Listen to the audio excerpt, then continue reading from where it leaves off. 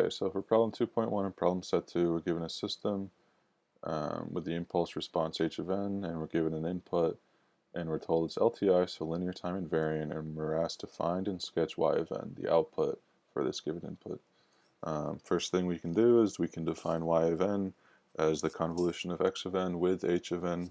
We can write this as a convolution sum format, and the idea is that we're given this input, we're given this impulse response, and what we're going to do is we're going to flip the impulse response over the y-axis, so over the axis that you can imagine at n equals 0, and then shift it one by one to the right and multiply these amplitudes with x of n's amplitudes at the corresponding indices, and then sum them to get y of n at different n values. So the first step is to say, okay, well, we're going to start at n equals 0, because when we first flip this, we can see that the first non-zero value for h of negative k basically is at k equals 0. So so we're going to start at n equals 0, because before, n equals less than 0, the values that we'd be multiplying with any of the positive values of h of n, or x of n, sorry, would be 0. So it wouldn't result in any non-zero y of n.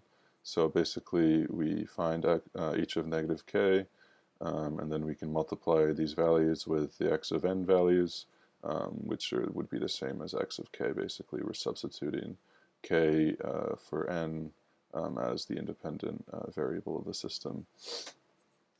So we find x of k times h of negative k, and we find that it's basically just 1 at k equals 0 and then 0 everywhere else.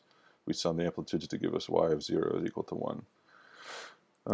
And then next, basically we shift h of negative k to the right one by setting n equals 1, so we get h of negative k plus 1. This plot's shown here, and then we still have the same x of negative, sorry, that should just be x of k.